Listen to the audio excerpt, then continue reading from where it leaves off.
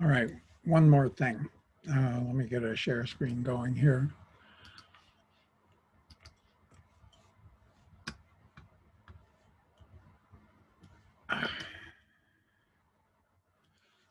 I have a dog. I apparently also have way too much time on my hands.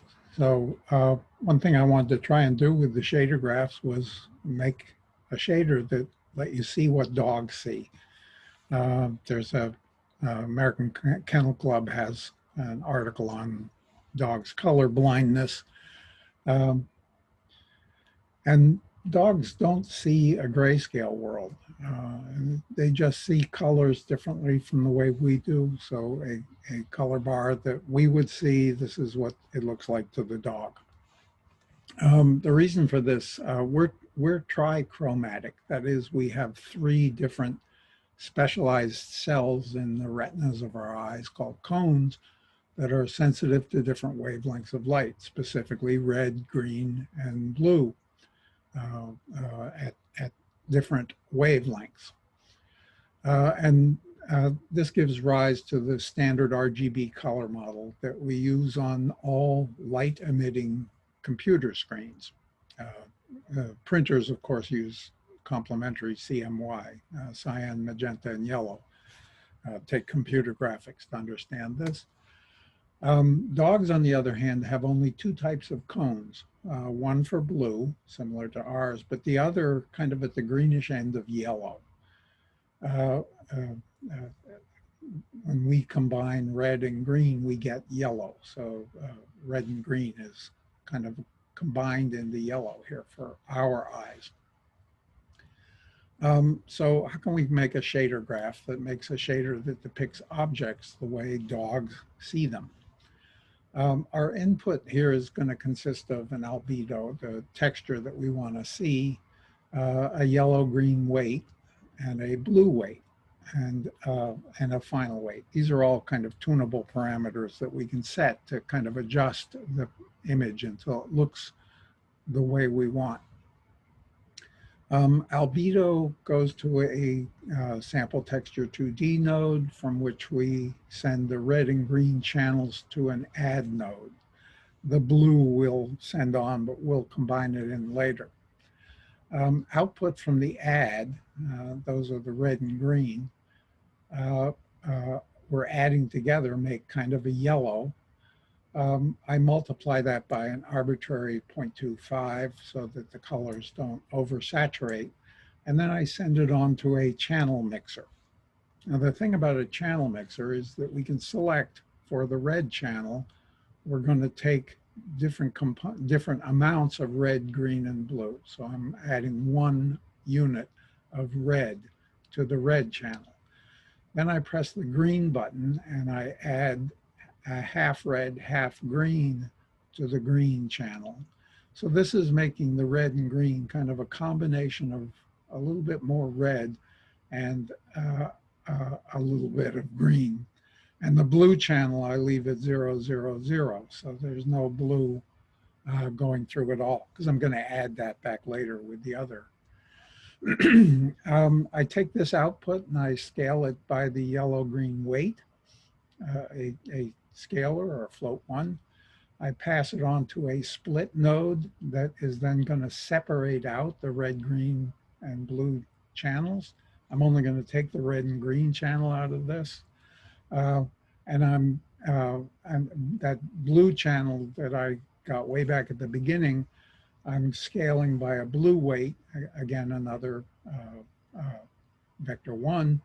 And I then combine the red and green from the split and the blue from the scaling into a single RGB channel, which I then multiply by my final weight and then pass on to an unlit master. The other ones we played with were PBR, physical-based rendering masters, used for lighted objects. But in this case, I'm making an unlit master, which means it only has a color and an alpha channel. Our rainbow that we have here turns into this. The yellow and green kind of go in here, and the blue kind of goes in there, and it's all kind of weighted across that. And this looks pretty much like what the AKC said a dog's view looks like. Here's the whole thing. It's just running through those different steps. Here it is in uh, the ShaderGraph. And here's a scene where I have kind of the natural pictures down here. One is a shader that I made that's sort of natural. Normal, I'm calling it. That's the cube normal. Here's the standard shader. So this is the image that I've got. And here are two different versions of my what the dog sees. This is the one that I showed the setup of. This is a different one. And here's another scene.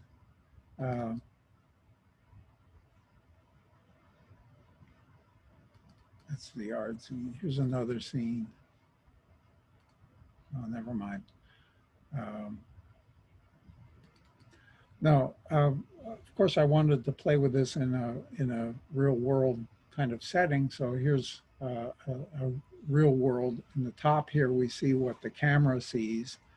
The trick that I did here was that the first person character, which is the camera, has another camera on it that's got exactly the same orientation, but this one is sending its output to a render texture. And in that render texture then has what this second little camera is seeing as it looks out into the world. I make that into a material, the material 1A here, and I put that on a quad that I've got set somewhere up in the world. The quad is somewhere up in the world. The quad is somewhere up in the world here. And it has a little camera that's pointed at it. And that's what I'm showing in the bottom half of my scene here. So when I play this, what I can see is what the world looks like with kind of a normal shader. And in the bottom here is what the dog would see. So there's my rainbow texture. Here are a bunch of cubes. Notice the, the cyan and magenta, the dog sees both as kind of a gray. The yellow, the dog sees pretty accurately. The red and green both looks kind of off yellow to the dog. And the blue, of course, the dog sees quite well. So that was fun. I'm going to stop sharing here and end the recording, and I'll see you all in class. Bye.